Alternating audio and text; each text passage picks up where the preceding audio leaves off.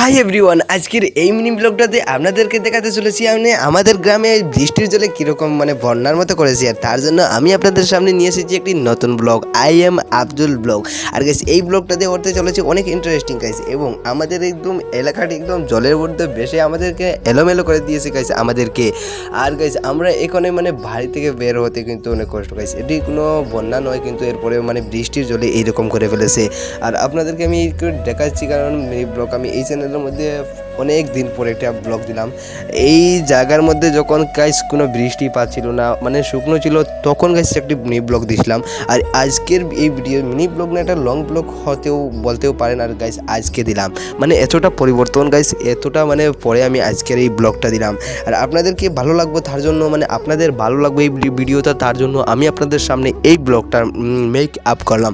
যাই হোক, make up যেহেতু করেছি আপনারা তো লাইক করবেন অবশ্যই, আর লাইক না করলে সাবস্ক্রাইব করতেই হইবে গাইস। সাবস্ক্রাইব গাইস প্লিজ করো।